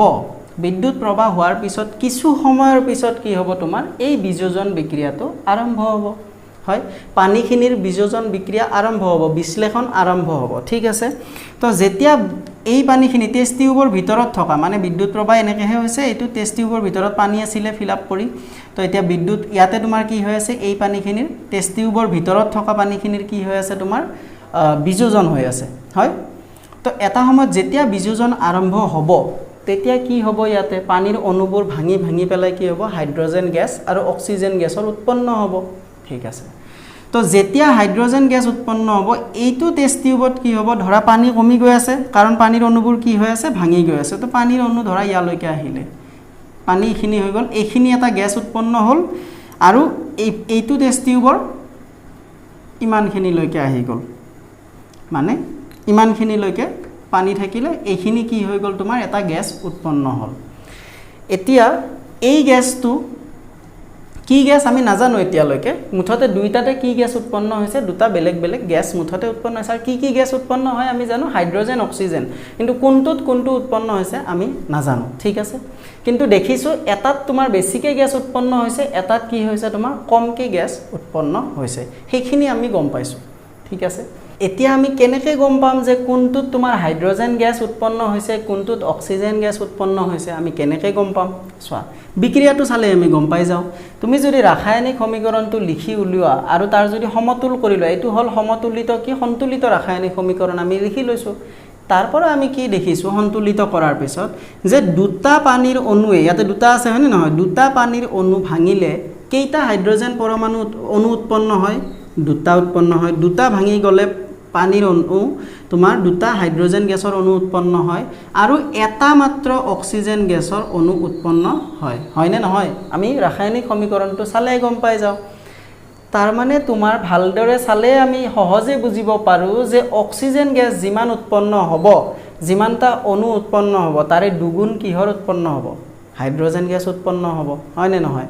তো তেনেকে আমি কি ক'ব পাৰো যে যিটো তোমাৰ বেছিকে গ্যাস উৎপন্ন হৈছে হেতু নিশ্চয় কি গ্যাস হ'ব লাগিব হাইড্ৰোজেন গ্যাস হ'ব লাগিব কাৰণ দুটা অণু পানীৰ অণুৰ পৰা আমি দুটা হাইড্ৰোজেন অণু উৎপন্ন হয় আৰু এটা অক্সিজেন অণু উৎপন্ন হয় মানে অনুপাতটো কি 2:1 হাইড্ৰোজেন আৰু অক্সিজেনৰ অনুপাত কেনেকুৱা 2:1 ত আছে হয়নে নহয় দুটা হাইড্ৰোজেন অণুৰ লগত মাত্ৰ এটা অক্সিজেন অণুহে উৎপন্ন হয় গতিকে হাইড্ৰোজেন নিশ্চয় বেছিকৈ উৎপন্ন হৈছে গতিকে আমি গম পালো এইটো হ'ব হাইড্ৰোজেন এইটো হ'ব অক্সিজেন ক্লিয়াৰ এতিয়া এইখিনি বাৰু বুজি পালো বিদ্যুৎ বিশ্লেষণটো আমি পানীৰ বিদ্যুৎ বিশ্লেষণ আমি এটা বুজি পাই গলো ইয়াতে এটা প্ৰশ্ন তোমালোকে সুধিব পাৰা কিয় আমি সালফিউৰিক এসিড দিছিলো পানীখিনি যেহেতু আমি পানীৰ বিদ্যুৎ বিশ্লেষণ চাই আছিলো সালফিউৰিক এসিড এই কাৰণে দিয়া হয় যে এসিড দিয়াৰ লগে লগে তাত বিদ্যুৎ প্ৰবাহটো বেছিকে হ'ব পাৰে কাৰণ সালফিউৰিক এসিড এটা কি তোমাৰ ষ্ট্ৰং এসিড সো তাত আয়ন বেছিকে থাকিব তোমালোকে হয়তো বুজাত অলপ দিগদাৰি হ'ব মুঠতে এইটো মনত ৰাখা যে এসিড দিয়াৰ ফলত কি হ'ব তাত বিদ্যুৎ প্ৰবাহ হোৱাত বেছি সহায় হয় ঠিক আছে ফলত কি হ'ব বিদ্যুৎ বিশ্লেষণ হোৱাৰ কাৰণে তোমাৰ বেছি সহজ হয় ঠিক আছে তে এইটোৱে হৈছে পানীৰ বিদ্যুৎ বিশ্লেষণ প্ৰক্ৰিয়া আৰু পানীৰ বিদ্যুৎ বিশ্লেষণত দুটা হাইড্ৰোজেন আৰু অক্সিজেন গেছ উৎপন্ন হয় যেহেতু এটা ভাঙি দুই ধৰণৰ পদাৰ্থ উৎপন্ন হৈছে এটুক আমি কি বুলি কম বিযোজন বিক্ৰিয়া বুলি কওঁ কেনেকুৱা বিযোজন বিদ্যুৎ বিযোজন বা বিদ্যুৎ বিশ্লেষণ ঠিক আছে সো তোমালোকৰ 3 নম্বৰ প্ৰকাৰটো কি আছিল বিযোজন বিক্ৰিয়াৰ যে আমি আলোক বিশ্লেষণ বুলি কওঁ হেতুক আমি পোহৰ শক্তি ব্যৱহাৰ কৰি সূৰ্যৰ পোহৰ শক্তি ব্যৱহাৰ কৰিও আমি কি কৰিব পাৰো বিযোজন কৰিব পাৰো কিছুমান পদাৰ্থৰ হয় আৰু সেই বিক্ৰি হেনেকুৱা বিযোজনক অৰ্থাৎ পোহৰৰ উপস্থিতিত সংঘটিত হোৱা যিবোৰ বিযোজন আছে হেবিলাকক আমি আলোক বিশ্লেষণ বুলি কওঁ আলোক মানে পোহৰ বিশ্লেষণ মানে আমি কলোৱে অলপ আগত বিযোজন সো প্ৰথম উদাহৰণটো কি দিয়া আছে তোমালোকৰ যে সিলভাৰ ক্লোৰাইডক সিলভাৰক আমি কি বুলি লিখো এজি সংকেত হয় সিলভাৰৰ তো সিলভাৰ ক্লোৰাইডক যেতিয়া তুমি সূৰ্যৰ পোহৰত ৰাখি থবা ধৰা এখন প্লেটত তুমি সূৰ্য কি কৰিছা সিলভাৰ ক্লোৰাইড লৈছা খিৰিকিৰ কাষত তুমি সূৰ্যৰ পোহৰত থৈ দিছা ছবিটো মই দেখুৱাই দিছো তোমালোকৰ কিতাপতো দিয়া আছে তো তুমি থৈ দিছা থৈ দিয়াৰ ফলত কি হ'ব ইয়াৰ বিযোজন ঘটি কি উৎপন্ন হ'ব তোমাৰ ইয়াৰ প্ৰথমতে বগা ৰং থাকে যেতিয়া সিলভাৰ ক্লোৰাইড থাকে ই বগা ৰঙৰ হয় যেতিয়া বিযোজন হোৱা আৰম্ভ হ'ব তেতিয়া ই কিহলৈকে ভাঙি যায় সিলভাৰ আৰু ক্লোৰিন গেছলৈকে উৎপন্ন তোমাৰ ভাঙি যায় তো সিলভাৰৰ ৰং কি হয় মটিয়া ৰঙৰ হৈ যায় আৰু ক্লোৰিন গেছ উৎপন্ন হয় ঠিক আছে এইটো হল তোমালোকৰ এটা উদাহৰণ আৰু 2 নম্বৰ উদাহৰণটো সেম টু সেম যদি আমি ইয়াতে ক্লোৰাইডৰ ঠাইত যদি আমি ব্ৰমাইড লওঁ মানে ব্ৰমিনৰ কেছটো লওঁ তেতিয়া কি হ'ব সিলভাৰ ব্ৰমাইড সেম ৰিএকচন চোৱা সেম বিক্ৰিয়া আমি সূৰ্যৰ পোহৰ দিছো এইটো মই লিখা নাই ডাইৰেক্ট কমা দিছো কি হ'ব সিলভাৰ ধাতুলৈকে ভাঙি যাব আৰু লগতে কি হ'ব ব্ৰমিন গেছ উৎপন্ন হ'ব এইটো হল তোমালোকৰ 2 নম্বৰ উদাহৰণ এক্স্যাক্টলি প্ৰথমটোৰ দৰে সেম এতিয়া এই দুটা বিক্ৰিয়া কোড ব্যৱহাৰ হয় আমাৰ যে ব্ল্যাক এন্ড হোৱাইট ফটো উঠা যায় সেই ব্ল্যাক এন্ড হোৱাইট ফটোত তোমাৰ এই বিক্ৰিয়া দুটা ব্যৱহাৰ কৰা হয় মানে সিলভাৰ ক্লোৰাইড ভাঙি গৈ যে সিলভাৰ ধাতু হয় ক্লোৰিন হয় তো এই বিক্ৰিয়া দুটা ব্যৱহাৰ কেনেকৈ ব্যৱহাৰ কৰা হয় এইবোৰ ইম্পৰ্টেন্ট নহয় তোমালোকৰ কাৰণে আৰু গতিকে তোমালোকে যে জানিব লাগে এই দুটা বিক্ৰিয়া কলা বগা ফটোগ্ৰাফি ব্যৱহাৰ কৰা হয় ঠিক আছে নেক্সট প্ৰকাৰটো কি হল তোমালোকৰ অপসাৰণ বা প্ৰতিস্থাপন বিক্ৰিয়া ৰাসায়নিক বিক্ৰিয়াৰ এটো নেক্সট প্ৰকাৰ এতিয়া এই অপহৰণ বা প্ৰতিস্থাপন বিক্ৰিয়া কেনেকুৱা সো এটো ৰজা মহাৰাজাৰ লগত তুলনা কৰিব পাৰা তোমালোকে ধৰা তোমাৰ আগৰ দিনত আছিল নহয় এটা ৰজাই তোমাৰ এইখন ৰাজত্ব কৰি আছে এইখন ৰাজ্যত হয় তো এটা তাতকে শক্তিশালী ৰজা আহি গল বহুত সৈন্য বাহিনী আছে তাৰ তো আহি গল হি আক্ৰমণ কৰি দিলে ইয়াক কি হৈ যাব এই ৰজাটো কি কৰিব তাৰ সিংহাসনৰ পৰা কি কৰি দিব গুছাই দিব ৰজা গুছি এইটো আতৰাই দিলে ই আহি পেলাই কি কৰিব ইয়াত বহি যাব হয় এটুকে আমি কি বুলি কওঁ অপহৰণ কৰা বুলি মানে এই ৰজাটো কি কৰি দিলা তুমি অপহৰণ কৰি দিলা ঠিক আছে আৰু প্ৰতিষ্ঠা কাক কৰিলা তুমি এই ৰজাই নিজকে প্ৰতিষ্ঠা কৰিলে মই ইয়াৰে ৰজা বুলি এইটোৱে অপহৰণ বা প্ৰতিস্থাপন বিক্ৰিয়া এইটো আমাৰ বিক্ৰিয়াৰ লগত কেনেকৈ তুমি বুজিব পাৰা ধৰা ইয়াতে এটা কিবা তোমাৰ এটা মৌল আছিলে কিবা এটা যিকোনো এটা মৌল আছিলে ধৰা সিলভাৰে আছিলে সিলভাৰৰ কিবা এটা AgBr আছে সাপোজ সিলভাৰ ব্ৰমাইড তো এতিয়া সিলভাৰৰ এইখন সিলভাৰৰ সাম্ৰাজ্য ঠিক আছে সিলভাৰে ৰাজত্ব কৰি আছে এতিয়া তোমাৰ ইয়াতে ধৰা ইয়াতকে কিবা এটা শক্তিশালী তোমাৰ সে আহি গ'ল মানে তোমাৰ কিবা এটা শক্তিশালী ইয়াতকে মৌল আহি গ'ল ঠিক আছে ধৰা যিকোনো এটা ধৰা জিংক আহিলে তো জিংকে কি কৰিব তোমাৰ ই যেহেতু ইয়াতকে কি শক্তিশালী ৰজাৰ দৰে কি কৰিব ই ইয়াক উলিয়াই পঠিয়াই দিব এই যি গুচি গ'ল আৰু ইয়াত কি থাকি গ'ল বিয়াৰৰ ওপৰত কি কৰিব ই ৰাজত্ব কৰি ল'ব তাৰ মানে এইখন ই কি কৰিলে নিজকে ইয়াতে প্ৰতিষ্ঠা কৰিলে প্ৰতিস্থাপন সিলভাৰক কি কৰি দিলে অপহৰণ কৰি দিলে ঠিক আছে এইটোৱে হল তোমাৰ অপহৰণ বা প্ৰতিস্থাপন বিক্ৰিয়া তো অপহৰণ বা প্ৰতিস্থাপন বিক্ৰিয়াত আমি কি বুজিব পাৰো যে এটা যৌগ থাকিব তাত কি হ'ব এটা তাতকে বেছি শক্তিশালী মৌল আহিব আহি পেলাই কি কৰিব এটা মৌলক তাৰ পৰা সাইড কৰি দিব অপহৰণ কৰিব আৰু নিজকে প্ৰতিষ্ঠা কৰিব ঠিক আছে এইটোৱে হৈছে অপহৰণ বা প্ৰতিস্থাপন বিক্ৰিয়া উদাহৰণ দি দিলে বুজি পাই যাবা আৰু এইখিনিয়ে বুজিবলগীয়া কথা এতিয়া ইয়াতে তোমাৰ এটা মোৰ বস্তু এতিয়া জানিব লাগিব যে কোনটো কাটকে কিমান শক্তিশালী হেতু আমি কেনেকৈ গম পাম কোনটো ৰজা কোনটোতকে বেছি শক্তিশালী ৰজা বাদ দিয়া এতিয়া কোনটো মৌল কোনটোতকে বেছি শক্তিশালী কোনটো কম শক্তিশালী হেতু আমি কেনেদৰে গম পাম সো তাৰ কাৰণে আমাক অলৰেডি বিজ্ঞানীসকলে কি কৰি থৈ দিছে এখন লিষ্ট বনাই থৈ দিছে মই লিষ্টখন সাইডত দেখুৱাই দিছো চাই লোৱা সো সেই লিষ্টখনত যোনটো ওপৰত আছে মানে তুমি যিমানে তলৰ পৰা ওপৰলৈকে যাবা কি হ'ব তাৰ পাৱাৰ বাঢ়ি যাব মানে ক্ষমতা বাঢ়ি যাব তো ওপৰৰ মৌল এটাই তলৰ মৌল এটাক সাইড কৰি দিব পাৰিব এনেকে তো সেই লিষ্টখনত যদি কোনবা এটা মৌল ওপৰত আছে তেতিয়া হলে তাত সেই লিষ্টখনত তাতকে তলত থকা মৌল এটা সেই সাইড কৰি দিব পাৰিব কিন্তু উল্টাটো নহয় তলত থকা মৌল এটাই ওপৰত থকা মৌল এটাক কেতিয়াও সাইড কৰিব নোৱাৰে তাৰ যৌগৰ পৰা হয় বুজি পাইছা তো সেইখন লিষ্ট চালে আমি গম পাই যাম কোনটো বেছি শক্তিশালী মৌল কোনটো বেছি শক্তিশালী শব্দটো বেছি ইয়াত খাপ খোৱা নাই ইয়াতে আমি কম কোনটো বেছি সক্ৰিয় মৌল ঠিক আছে আৰু সেই কাৰণে সেই লিষ্টখনক আমি কি বুলি কওঁ সক্ৰিয়তা ক্ৰম বুলি কওঁ বা সক্ৰিয়তা শ্ৰেণী বুলিও কওঁ ঠিক আছে সো যদি তোমালোকক সংজ্ঞা দিব দিয়ে আমি কি লিখিম যে যি ৰাসায়নিক বিক্ৰিয়াত অধিক সক্ৰিয় মৌল এটাই লিষ্টখন আমি চাইছিলো সেই লিষ্টখনত যোনটো ওপৰত আছে হি অধিক সক্ৰিয় মৌল তো অধিক সক্ৰিয় মৌল এটাই কম সক্ৰিয় মৌল এটা তাতকে তলত থকা মৌল এটা কি কৰিব তাৰ যৌগৰ পৰা অপহৰিত কৰি দিব কম সক্ৰিয় মৌলটোৰ যেটো যৌগ আছিল তাৰ পৰা তাক সাইড কৰি দিব আৰু নিজে আহি বহি যাব তেনে বিক্ৰিয়াক আমি কি বুলি কওঁ অপহৰণ বিক্ৰিয়া বুলি কওঁ এতিয়া আমি উদাহৰণ চাম সো প্ৰথম উদাহৰণটো কি দিয়া আছে চোৱা প্ৰথম তুমি কি লৈছা কপাৰ সালফেটৰ এটা জলীয় দ্ৰৱ লৈছা তুমি হয় কপাৰ সালফেটৰ এটা আমি জলীয় দ্ৰৱ লৈছো সেই কাৰণে ইয়াতে কি লিখিছো AQ এই কালাৰবোৰ কিয় বেলেগ বেলেগ দিছো বুজিবা কপাৰ সালফেটৰ জলীয় দ্ৰৱটোত কি কৰিছা তুমি আইৰন দি দিছা আইৰনে আহি আক্ৰমণ কৰিলে ইয়াক হয় তো আইৰন আহি গল এটা আইৰন কপাৰতকে কি বেছি শক্তিশালী লিষ্টখন চাই লোৱা আইৰন তোমাৰ ওপৰত আছে কপাৰ তলত আছে তো আইৰন বেছি শক্তিশালী তো আইৰনে কি কৰিব পাৰিব তা কপাৰক ইয়াৰ নিজৰ এই ঠাইখিনিৰ পৰা নিজৰ যৌগটোৰ পৰা কম হক মানে এই যৌগটো তাৰ আছিল হয় না কপাৰৰ আছিল তো তাৰ পৰা তাক কি কৰিব আতৰাই দিব দি নিজে বহি যাব ইয়াতে সো আইৰন আৰু সেই কাৰণে ৰং দিছিল যে সালফেটটো কৰ পৰা আহিছে ইয়াতে আহিছে ইয়াৰ পৰা আহিছে আৰু কপাৰটো সাইড হৈ সেইফালে গুচি গল হয় বুজি পাইছা এইটোকে আমি কি বুলি কম অপহৰণ বিক্ৰিয়া বুলি কম কাৰণ ইয়াতে কোনে কাক অপহৰণ কৰিলে আইৰনে কাক অপহৰণ কৰিছে কপাৰ সালফেটৰ দ্ৰৱৰ পৰা কাক অপহৰণ কৰিছে কপাৰক কি কৰিছে অপহৰিত কৰিছে ঠিক আছে মই লাইনটো লিখা নাই আইৰনে কপাৰ সালফেটৰ জলীয় দ্ৰৱৰ পৰা কপাৰক অপহৰিত কৰি কি উৎপন্ন কৰে ফেৰাছ সালফেট উৎপন্ন কৰে ঠিক আছে সো নেক্সট উদাহৰণটো চোৱা অলপ এইটোৰ দৰে সেমে হয় খালি তোমাৰ ইয়াতে আইৰনৰ ঠাইত কি দি দিছে জিংক দি দিছে আকৌ তুমি লিষ্টখন চোৱা জিংকটো কি কপাৰতকে ওপৰত আছে হয় না নহয় গতিকে কপাৰক কি কৰিব পাৰিব কপাৰতকে বেছি সক্ৰিয় গতিকে ই কি কৰিব কপাৰক ইয়াৰ যৌগৰ পৰা সাইড কৰি দিব অপহৰিত কৰি দিব কপাৰটোক সেপাৰেট কৰি দিলে ই নিজে কি হৈ যাব সালফেটৰ লগত যৌগ উৎপন্ন কৰিব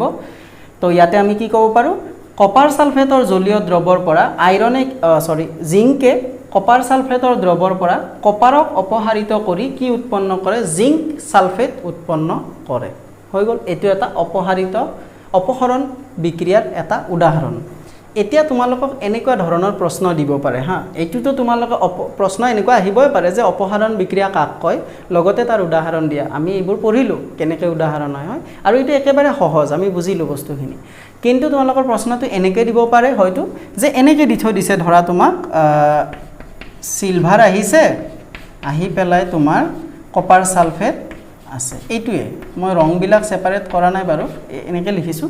এতিয়া তোমাক সুধিব বিক্ৰিয়াটো হ'ব নে নহ'ব এই দুটাৰ মাজত বিক্ৰিয়া হ'ব নে নহ'ব এইটো সুধিব বা তোমাক এনেকৈ নুসুধি এনেকৈ সুধিব পাৰে ইয়াৰ তুমি ইফালৰখিনি লিখা মানে বিক্ৰিয়াজাত পদাৰ্থবোৰ লিখা চোৱা এইটো যদি আমি চাওঁ ভালকে সিলভাৰ তুমি লিষ্টখন চোৱা কপাৰতকৈ সিলভাৰ তলত আছে কপাৰতকৈ সিলভাৰ তলত আছে গতিকে সিলভাৰৰ ক্ষমতা কি সক্ৰিয়তা কি কপাৰতকৈ কম গতিকে ইয়াৰ ইমান ক্ষমতা নাই ইমান সক্ৰিয়তা নাই যে ই কি কৰিব কপাৰক সাইড কৰি দিব নোৱাৰে যাৰ ফলত কি হ'ব এই বিক্ৰিয়াটো হ'ব নেকি এই বিক্ৰিয়াটো হ'বই নোৱাৰে এই ৰাসায়নিক বিক্ৰিয়াটো হ'ব নোৱাৰে সো তোমালোকক এনেকুৱা প্ৰশ্ন দিব পাৰে হয়তো তোমালোকক এনেকৈ দি দিব এতিয়া মই এখিনি মুছি দিছো তোমালোকক প্ৰশ্নটো দেখাবৰ কাৰণে ধৰা এই তিনিওটাই তোমাৰ এটা প্ৰশ্ন এনেকৈ দি দিছে তোমালোকক ক'ব এইটো এটা প্ৰশ্ন এটা দি দিব কোৱেশ্চন বুলি দি লিখ তলৰ বিক্ৰিয়া কেইটা কি কৰা সম্পূৰ্ণ কৰা তুমি এইটো ধুনিয়াকে মিলালা আইৰন যেহেতু বেছি শক্তিশালী বেছি সক্ৰিয় ই কপাৰক সাইড কৰি আইৰন সালফেট আৰু কপাৰ লিখিবা হৈ গল তুমি কাৰণ লিষ্টখন তোমাৰ মুখস্থ আছে দেন জিংকো তুমি জানা কপাৰতকৈ বেছি সক্ৰিয় গতিকে তুমি ধুনিয়াকে লিখিলা দেন এইটো চোৱাৰ লগে লগে তোমালোকে লিষ্টখন মনত কৰিবা যে সিলভাৰ কি কপাৰতকৈ কম সক্ৰিয় গতিকে ইয়াক সাইড কৰিব পাৰিব নেকি নোৱাৰে গতিকে আমি ইয়াতে কি লিখিব লাগিব যে ৰাসায়নিক বিক্ৰিয়াটো নহয় ৰাসায়নিক বিক্ৰিয়া নহয় ঠিক আছে তো তেতিয়া এনেকৈ তোমালোকৰ প্ৰশ্ন হ'ব পাৰে বুজি পাইছা কেনেকৈ কোৱেশ্চন সুধিব পাৰে তো এইখিনি চালে বাস সাফিচিয়েন্ট এইখিনি যদি বুজি পাইছা এনাফ হৈ গ'ল আৰু সো নেক্সট ৰাসায়নিক বিক্ৰিয়াৰ প্ৰকাৰটো কি হৈছে তোমালোকৰ ডি অপহৰণ বিক্ৰিয়া মানে চোৱা ডি অপহৰণ মানে দুটা অপহৰণ ইয়াৰ আগৰটো অপহৰণ পৰিছিল এটা অপহৰিত হৈছিল এবাৰ দুটা অপহৰিত হ'ব হয়নে হেতুকে আমি ডি অপহৰণ বুলি কওঁ চোৱা যি বিক্ৰিয়াত দুটা বিক্ৰিয়কে আয়ন বিনিময়ৰে ইহতৰ মাজত কিবা আয়নৰ বিনিময় হৈছে আমি চাম আয়ন বিনিময়ৰে ৰাসায়নিক বিক্ৰিয়া সংঘটিত কৰি ইহতে কি কৰিব নতুন বিক্ৰিয়াজাত পদাৰ্থৰ উৎপন্ন কৰিব তাক ডি অপহৰণ বিক্ৰিয়া বুলি কয় তাৰ মানে আমি কি বুজি পালো যে ডি অপহৰণ বিক্ৰিয়াত দুটা বিক্ৰিয়কে কি কৰিব হিহতৰ মাজত আয়নৰ বিনিময় কৰিব ঠিক আছে অপহৰণ বিক্ৰিয়াত কি আছিল এটা মৌল আহিব অধিক সক্ৰিয় মৌল আহি কম সক্ৰিয় মৌলটোক সাইড কৰি দিব এটো হল অপহৰণ বিক্ৰিয়া ডি অপহৰণ বিক্ৰিয়াত কি দুটা বিক্ৰিয়কৰ মাজত কি হ'ব আয়নৰ বিনিময় হ'ব আয়ন আমি মৌলৰ পৰ্যাবৃত্ত শ্ৰেণী বিভাজনত পঢ়িছিলো দুটা আয়ন থাকে কেটায়ন আৰু এনায়ন ধনাত্মক আয়নবোৰক আমি কওঁ কেটায়ন ঋণাত্মক আয়নবোৰক আমি কওঁ এনায়ন ঠিক আছে তাত আমি ভালদৰে পঢ়িছিলো তো তেনেকুৱা দুটা আয়ন নিশ্চয় এই দুটাৰ মাজত কি হৈছে কিবা তেনেকুৱা আয়নৰ বিনিময় ঘটিছে আৰু বিনিময় হোৱাৰ ফলত মানে ইফাল হিফাল হৈছে হোৱাৰ ফলত আমাৰ কিছুমান নতুন বিক্ৰিয়াজাত পদাৰ্থৰ উৎপন্ন হৈছে আৰু এনেকৈ যদি নতুন বিক্ৰিয়াজাত পদাৰ্থৰ উৎপন্ন হয় অৰ্থাৎ আয়নৰ বিনিময়ৰ ফলত তেতিয়া হলে সেই বিক্ৰিয়াক আমি কওঁ ডি অপহৰণ বিক্ৰিয়া এতিয়া কেনেকেনো আয়নৰ ইফাল হিফাল হৈছে বিনিময় হৈছে হেতু চোৱা কি হৈছে ভালদৰে চালে মই ৰংবোৰ এই কাৰণেই দিছো চোৱা ইয়াতে কি আছিল Na2SO4 BaCl টো কোনফালে গৈছে হেফালে দেখিলে গমে পোৱা চোৱা তুমি SO4 টো কোনফালে গৈছে এই বেৰিয়ামৰ ফালে গুছি গৈছে নে ভালদৰে চোৱা বা তুমি এটো ক'ব পাৰা এই বেৰিয়ামটো আহি SO4 ৰ লগ লাগি গৈছে হয় প্ৰথমতে লিখিছো কাৰণে এই বেৰিয়ামটো আহি SO4 ৰ লগত লগ লাগিছে এই সোডিয়ামটো গৈ কত লগ লাগিছে ক্লোৰিনৰ লগত লগ লাগিছে হেফালে হয় নে হয় তো কোনফালে ট্ৰান্সফাৰ হৈছে তুমি গমে পাইছা মানে আয়নৰ বিনিময় কেনেকৈ ঘটিছে বেৰিয়ামৰ আয়নৰ বিনিময় ঘটিছে এইফালে আৰু সোডিয়াম আয়ন এইফালে গুছি গৈছে তো আমাৰ দুইটাৰে মাজত কি হৈ আছে আয়নৰ বিনিময় ঘটি আছে তো তেনেকৈ তুমি নতুন দুটা বিক্ৰিয়াজাত পদাৰ্থ পাইছা গতিকে আমি কি কম এনেকুৱা বিক্ৰিয়াক ডি অপহৰণ বিক্ৰিয়া বুলি কওঁ দুটা নিজৰ যৌগৰ পৰা ইয়াৰ এইটোৰ যৌগৰ পৰা বেৰিয়াম অপহৰিত হৈছে এইটো যৌগৰ পৰা সোডিয়াম অপহৰিত হৈছে হয় তো হেতুৰ কাৰণে আমি কি কম দুটা অপহৰণ হৈছে কাৰণে ডি অপহৰণ বিক্ৰিয়া ঠিক আছে এতিয়া এই বিক্ৰিয়াটোত এটা বস্তু তুমি অলপ অস্বাভাৱিক বস্তু ইয়াৰে আগৰ বিক্ৰিয়াবোৰত তোমালোকে দেখা নাই হেতু কি যে ইয়াতে চোৱাচোন বেৰিয়াম সালফেটটোৰ তলত কাষত মই এডাল এনেকুৱা এডাল আঁচ দি থৈ দিছো এটোৰ অৰ্থ কি চোৱা এই বিক্ৰিয়াটোত দুইটা কি আছিলে জলীয় দ্ৰব্য আছিলে এইটো জলীয় দ্ৰব্য এইটো জলীয় দ্ৰব্য যেতিয়া এই দুটা তুমি লগ কৰি দিছা ইহতৰ মাজত আয়নৰ বিনিময় ঘটি ৰাসায়নিক বিক্ৰিয়া হ'ল ফলত কি উৎপন্ন হৈছে বেৰিয়াম সালফেট উৎপন্ন হৈছে আৰু বেৰিয়াম সালফেটটো কি হৈছে তোমাৰ গোটা পদাৰ্থ উৎপন্ন হৈ গৈছে হয় নে নাই তাৰ মানে এইটো কি তোমাৰ যেতিয়া তুমি সাপোজ এক গিলাস তুমি পানী লৈছা পানী লৈ তাত যদি তুমি এটা মিক্স নোহোৱা বস্তু ধৰা বালি দি দিছা এক চামুচ দি তুমি লৰাই আছা অলপ সময় ঘূৰি থাকিব বালিখিনি অলপ সময় থৈ দিয়া আকৌ বালিখিনি কি হৈ যাব তলৰ ফালে পৰি যাব তো ইয়াতে কি হৈছে এই দুটা জলীয় দ্ৰব্য আছিলে তুমি মিক্স কৰি দিছা অলপ সময় পিছত দেখিছা ইয়াতে কি হৈছে বেৰিয়াম সালফেট উৎপন্ন হৈছে আৰু হেতু কি এটা গোটা পদাৰ্থ হৈছে আৰু ই তলৰ ফালে পৰি গৈছে সেইকাৰণে আমি কি কৈছো এইটো আৰু এইটোৰ নামটো আমি কি দিও এনেকুৱা ৰাসায়নিক বিক্ৰিয়াত এনে ধৰণে যিবোৰ পদাৰ্থ উৎপন্ন হয় মানে যিবোৰ অদ্ৰাব্য পদাৰ্থ উৎপন্ন অদ্ৰাব্য মানে মিক্স হোৱা নাই ই গোটা পদাৰ্থ ই তলত পৰি গৈছে তেনেকুৱা মিক্স নোহোৱা পদাৰ্থ বা অদ্ৰাব্য পদাৰ্থবোৰক আমি কি শব্দৰে কওঁ অধক্ষেপ বুলি কওঁ অধক্ষেপ ঠিক আছে আৰু অধক্ষেপক আমি কিহৰ দ্বাৰা দেখাওঁ এই চিনটোৰ দ্বাৰা দেখুৱাওঁ ঠিক আছে মানে তলত পৰি গৈছে এটোকে আমি অধক্ষেপ বুলি কওঁ ঠিক আছে সো অধক্ষেপ আমি কি পালো যে এটা ৰাসায়নিক বিক্ৰিয়াত উৎপন্ন হোৱা অদ্ৰৱণীয় পদাৰ্থ যেটো মিক্স নোহোৱা পদাৰ্থ মানে মিক্স হৈ নোযোৱা পদাৰ্থ উৎপন্ন হয় এই মাত্ৰ বেৰিয়াম সালফেট পাইছিলো তো তেনেকুৱা পদাৰ্থবোৰক আমি কি বুলি কওঁ অধক্ষেপ বুলি কওঁ এতিয়া তোমাক যদি হৰে অধক্ষেপন বিক্ৰিয়া কি অধক্ষেপন বিক্ৰিয়া বুলি ক'লে কি আমি কি লিখিম সহজ এটুকে আমি প্ৰথমতে লিখিলম যে এটা ৰাসায়নিক বিক্ৰিয়াত উৎপন্ন হোৱা অদ্ৰৱণীয় পদাৰ্থকে অধক্ষেপ বোলে আৰু অধক্ষেপ যিবিলাক বিক্ৰিয়াত উৎপন্ন হ'ব সেইবিলাক বিক্ৰিয়াক আমি অধক্ষেপন বিক্ৰিয়া বুলি কওঁ এই মাত্ৰ উদাহৰণটো পাইছিলো তাত কি হৈছিল বেৰিয়াম সালফেটৰ অধক্ষেপ উৎপন্ন হৈছিল সো বেৰিয়াম সালফেটৰ অধক্ষেপ উৎপন্ন হৈছিল কাৰণে সেই বিক্ৰিয়াটোক আমি কি ক'ব পাৰো অধক্ষেপন বিক্ৰিয়া বুলিও ক'ব পাৰো ঠিক আছে তো যিবোৰ বিক্ৰিয়াত অধক্ষেপ উৎপন্ন হ'ব সেইবিলাকক আমি অধক্ষেপন বিক্ৰিয়া বুলি কওঁ মই লিখি দিয়া নাই ইয়াত মুখেৰে কৈ দিছো আৰু অধক্ষেপ মানে কি হেতু হল এইটো যেটো অদ্ৰাব্য পদাৰ্থ উৎপন্ন হয়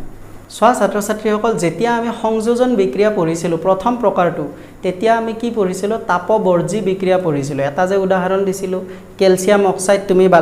যেতিয়া পানীৰ লগত মিক্স কৰিবা প্ৰচুৰ তাপ উৎপন্ন হয় তো সেইবোৰ আছিল তাপবৰ্জী বিক্ৰিয়া মানে তাত তাপ উৎপন্ন হৈছে হয় গতিকে হেতু তাপবৰ্জী বিক্ৰিয়া কিন্তু বিযোজন বিক্ৰিয়াত কি আছিল আমি এটা বিক্ৰিয়কক ভাঙি আমি দুই তিনিটা কৰি দিও আৰু ভাঙিবলৈ কি কৰো বাহিৰৰ পৰা আমি তাপ দিও তাপীয় বিযোজন পালো বাহিৰৰ পৰা তাপ দিও বাহিৰৰ পৰা বিদ্যুৎ শক্তি দিও বাহিৰৰ পৰা পোহৰ শক্তি দিও মানে আমি বাহিৰৰ পৰা শক্তি দি আছো হয় নে নাই গতিকে এইটো কি কৰিছে তাপটো শোষণ কৰি লৈছে এই ক্ষেত্ৰত প্ৰথম ক্ষেত্ৰত তাপবৰ্জিত কি আছিল বিক্ৰিয়াটোৰ পৰা তাপটো উলিয়াই দিছে গতিকে হেতুক আমি কি বুলি কওঁ তাপবৰ্জী বিক্ৰিয়া কলে উলিয়াই দিয়া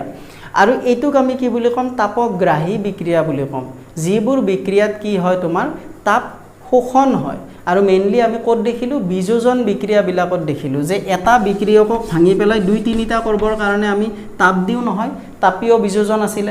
বিদ্যুৎ বিশ্লেষণ আছিল তো আমি বাহিৰৰ পৰা শক্তি দি পেলাই ইয়াক ভাঙি টুকুৰা টুকুৰ কৰো হয়নে বা ভাঙি আমি বেলেগ বেলেগ যৌগ উৎপন্ন কৰো গতিকে ইয়াত কি হৈছে তাপটো শোষণ হৈছে মানে শোষণ হোৱাৰ কাৰণে এটুক আমি কি বুলি কম তাপগ্ৰাহী বিক্ৰিয়া বুলি কম তাপগ্ৰাহী বিক্ৰিয়া ঠিক আছে এই বস্তুটো মই বিযোজন বিক্ৰিয়াৰ পিছতে পঢ়াব লাগিছিল কিন্তু মই পাহৰি থাকিলো সেই কাৰণে এতিয়া মই শেষত কৈ দিছো সো যদি সংজ্ঞা দিব দিয়া আমি কি লিখিম যিবোৰ বিক্ৰিয়া শক্তি কি হয় শোষিত হয় মানে নিজে লৈ পেলাই কাম কৰে তো তেনেবোৰ বিক্ৰিয়াক আমি কি বুলি কম তাপগ্ৰাহী বিক্ৰিয়া বুলি কম ঠিক আছে এতিয়া আমি আজি ডিসকাস কৰা টপিকখিনিৰ ওপৰত কেইটামান প্ৰশ্ন তোমালোকৰ কিতাপত দিয়া আছে সোৱা প্ৰথম প্ৰশ্নটো কি দিয়া আছে এটা পদাৰ্থ এক্সৰ দ্ৰৱক বগা ৰং হানিবলৈ ব্যৱহাৰ কৰা হয় বগা ৰং হানিবলৈ বেৰত ব্যৱহাৰ কৰা পদাৰ্থটোৰ বিষয়ে আমি পঢ়িছো প্ৰশ্ন কি সুধিছে সোৱা পদাৰ্থ এক্সৰ নাম আৰু সংকেত লিখা আমি পঢ়িছো বাৰে বাৰে কৈছিলো এটো ইম্পৰ্টেন্ট পদাৰ্থটোৰ নাম কি আছিল ক্যালসিয়াম অক্সাইড হয় না নাই ক্যালসিয়াম অক্সাইড আৰু তাৰ সংকেত কি আছিল Ca নেক্সট কি সুধিছে 2 নম্বৰটো পানীৰ হৈতে পদাৰ্থ এক্সে কৰা বিক্ৰিয়াটো লিখা ক্যালসিয়াম অক্সাইডে পানীৰ হৈতে যেটো বিক্ৰিয়া কৰে হেতু তোমাক লিখিব দিছে এটো আমি লিখিছিলুৱে এটো বিক্ৰিয়া কি হয় প্ৰচুৰ তীব্ৰভাৱে বিক্ৰিয়া কৰি পেলাই কি কৰে ক্যালসিয়াম হাইড্ৰক্সাইড উৎপন্ন কৰে হয় আৰু এই হাইড্ৰক্সাইডটোৱে আমি কি কৰো আমি বেৰত ৰং দিবলৈ আমি এইটো বেৰত সানি দিওঁ আৰু এইটো দ্ৰৱ আমি পানীৰ লগত কেলছিয়াম অক্সাইড আমি পানীৰ লগত মিক্স কৰি লওঁ হয় এইটোৱে আছিল তোমালোকৰ বিক্ৰিয়া ঠিক আছে তাৰ পিছৰ প্ৰশ্নটো চোৱা কাৰ্যকলাপ 1.7 ত এটা পৰীক্ষা নলত সংগ্ৰহ কৰা গেছৰ পৰিমাণ আনটো পৰীক্ষা নলত সংগ্ৰহ কৰা গেছৰ পৰিমাণৰ দুগুণ কিয় এই যে বিদ্যুৎ বিশ্লেষণটো আমি কৰিছিলোঁ ছবিটো মই সাইডত দেখুৱাই দিছোঁ কিতাপত থকা ছবিটো দেখুৱাই দিছোঁ তাত কি সুধিছে যে এটা পৰীক্ষা নলত যে আমাৰ কি হয় কম গ্যাস পৰিমাণ উৎপন্ন হয় এটাত বেছি গ্যাস উৎপন্ন হয় এই সুধিছে যে সংগ্ৰহ কৰা গেছৰ পৰিমাণ আনটো পৰীক্ষা নলত সংগ্ৰহ কৰা গেছৰ পৰিমাণৰ দুগুণ কিয় বুলি সুধিছে আমি হেতু লিখিছিলোঁ যে যেতিয়া তুমি মই কৈ দিছোঁ এনসাৰটো যে যেতিয়া আমি পানীৰ বিদ্যুৎ বিশ্লেষণত আমি কি কৰোঁ পানীত আমি এসিডযুক্ত পানী কৰি লওঁ মানে এসিড দি লওঁ তাত সালফিউৰিক এসিড সো এসিডযুক্ত পানীৰ যেতিয়া আমি বিদ্যুৎ বিশ্লেষণ কৰোঁ তেতিয়া আমাৰ কি হয় পানীৰ অণু ভাঙি দুটা পানীৰ অণু ভাঙি যদি তোমাৰ মনত আছে দুটা পানীৰ অণু ভাঙি কি হৈ যায় দুটা হাইড্ৰোজেন অণুৰ লগত এটা অক্সিজেন অণুৰ উৎপন্ন হয় গতিকে কি হয় তোমাৰ পানীৰ অণুটোৰ ভাঙি যাওঁতে তোমাৰ হাইড্ৰোজেন অণু আৰু অক্সিজেন অনুপাতটো কিমান হয় 2:1 হয় মানে এটা অক্সিজেন অণু উৎপন্ন হওঁতে দুটা হাইড্ৰোজেন অণু উৎপন্ন হয় মানে বেছ দুগুণকৈ উৎপন্ন হয় নে নহয় তো সেইটোৰ কাৰণে কি হয় যেতিয়া আমি পানীৰ বিদ্যুৎ বিশ্লেষণ কৰোঁ তেতিয়া আমাৰ কি হয় হাইড্ৰোজেন গ্যাস বেছিকৈ উৎপন্ন হয় ফলত আমি এটা টেষ্ট টিউবত কি পাওঁ আনটো টেষ্ট টিউবৰ তুলনাত আমি দুগুণ গ্যাস উৎপন্ন হয় সেইটোৱে এনসাৰ তোমালোকে ছবিটো আঁকিব লাগিব কাষত এইখিনি ভালদৰে লিখি দিব লাগিব সজাই পেলাই সেইটোৱে আৰু লগতে সুধিছে এই গ্যাসটোৰ নাম লিখা মানে যিটো দুগুণ উৎপন্ন হৈছিল সেই গ্যাসটোৰ নাম দুগুণ কোনটো উৎপন্ন হৈছিল হাইড্ৰোজেন গ্যাস গতিকে গ্যাসটোৰ নাম কি হ'ব হাইড্ৰোজেন বাস এটো শেষ এতিয়া তোমালোকক কি দিছে একদম যেটো প্ৰথম আমাৰ তিনটা যে কাৰ্যকলাপ লৈছিল তোমালোকৰ প্ৰথম খণ্ডটো তোমালোকে যদি চাইছা তাত তোমালোকৰ তিনটা কাৰ্যকলাপ আছিল আৰু সেই কাৰ্যকলাপ গেটাৰ প্ৰথম যেটো সেকেন্ড যেটো কাৰ্যকলাপ আছিল হেতু কি আছিল তোমাৰ বিক্ৰিয়াটো কি আছিল যে লেড নাইট্ৰেট আৰু পটাছিয়াম আয়োডাইডৰ কি হয় তোমাৰ মিক্স কৰি দিও ছবিটো মই কাখত দেখুৱাই দিছো তোমালোকে প্ৰথম খণ্ডটো যদি চাইছা তোমালোকে বুজি পাবা তো সেই ছবিটোত কি আছিল তোমাৰ এটা বিকাৰত তলৰ বিকাৰটোত কি তোমাৰ ধৰা লেড নাইট্ৰেট আছে ওপৰৰ পৰা যেটো দি ঢালি দিছো হেতু আমাৰ কি পটাছিয়াম আয়োডাইড ঠিক আছে তো ঢালি দিয়াৰ ফলত কি হৈ যায় তোমাৰ প্ৰথমতে দুইটা বিকাৰতে সোৱা তোমাৰ কালাৰ নাছিলে যেতিয়া তুমি ওপৰটো ঢালি দিবা তাত কি হয় হালধীয়া ধৰণৰ উজ্জ্বল হালধীয়া ৰঙৰ কি হয় তোমাৰ অধক্ষেপ পৰে হয় এতিয়া তোমাক সুধিছে উৎপন্ন হোৱা অধক্ষেপৰ ৰং কি আছিল ছবি চাই দেখি পাই আছা যে তাৰ উৎপন্ন হোৱা অধক্ষেপৰ ৰং কি আছিল তোমাৰ উজ্জ্বল হালধীয়া আছিল অধক্ষিপ্ত যৌগটোৰ নাম দিব পাৰিবা যদি তোমালোকে প্ৰথম খণ্ডটি চাইছা তাত আমি কৈয়ে দিছিলো হে অধক্ষিপ্ত যৌগটোৰ নাম কি লেড আয়োডাইড মানে লেড নাইট্ৰেটে পটাছিয়াম আয়োডাইডৰ লগত বিক্ৰিয়া কৰি কি উৎপন্ন কৰে লেড আয়োডাইড উৎপন্ন কৰে আৰু সেইটোৱে অধক্ষিপ্ত যৌগটোৰ নাম মানে এক নম্বৰৰ উত্তৰ কি হ'ব তোমাৰ উজ্জ্বল হালধীয়া হ'ব হয় উজ্জ্বল হালধীয়া হল ৰংটো অধক্ষেপৰ আৰু অধক্ষিপ্ত যৌগটোৰ নাম কি তোমাৰ লেড আয়োডাইড লেড আয়োডাইড হৈছে অধক্ষিপ্ত যৌগটোৰ নাম দুই নম্বৰটো কি দিছে তোমাক বিক্ৰিয়াটোৰ তোমাক কি কৰিব দিছে সন্তুলিত সমীকৰণটো লিখিব দিছে ঠিক আছে সো সন্তুলিত সমীকৰণটো কোনটো হ'ব এইটো হ'ব লেড নাইট্ৰেটৰ লগত পটাছিয়াম আয়োডাইডে বিক্ৰিয়া কৰিছে কৰি লেড আয়োডাইডৰ কি কৰিছে অধক্ষেপ উৎপন্ন কৰিছে গতিকে ইয়াতে কি লিখিছো মই এই কাৰ্চিনডাল দিছো তলৰ ফালে আৰু এইফালে তোমাৰ পটাছিয়াম নাইট্ৰেট উৎপন্ন কৰিছে ঠিক আছে এতিয়া তোমাক সুধিছে এইটো ডি অপহৰণ বিক্ৰিয়া হয় নে নহয় ডি অপহৰণ বিক্ৰিয়া হয় ডি অপহৰণ হ'ব লাগিলে কি হ'ব লাগিব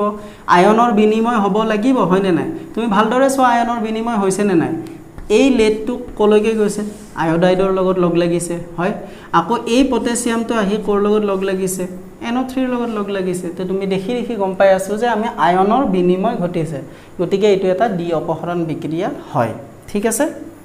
ছাত্ৰ ছাত্ৰীসকল ৰাসায়নিক বিক্ৰিয়া আৰু সমীকৰণ অধ্যায়টিৰ দ্বিতীয়টি খণ্ড ইমানতে সামৰিছো ইয়াৰে বাকি থকা অংশখিনি অধ্যায়টিৰ আমি নেক্সট তৃতীয় খণ্ডটিত শেষ কৰিম আৰু যদি তোমালোকে আগৰ খণ্ডটি চোৱা নাই তেতিয়া হলে এই ভিডিওটিৰ ডেসক্ৰিপচনত লিংক দিয়া থাকিব তাত গৈ তোমালোকে চাব পাৰিবা যদি এতিয়াও তোমালোকে চেনেলটো সাবস্ক্ৰাইব কৰা নাই প্লিজ সাবস্ক্ৰাইব কৰি লবা আৰু যদি ভিডিওবোৰ চাই তোমালোকে ভাল পাইছা সহায় হৈছে তেতিয়া হলে বন্ধু বান্ধৱীৰ সৈতেও যেন শেয়াৰ কৰা ধন্যবাদ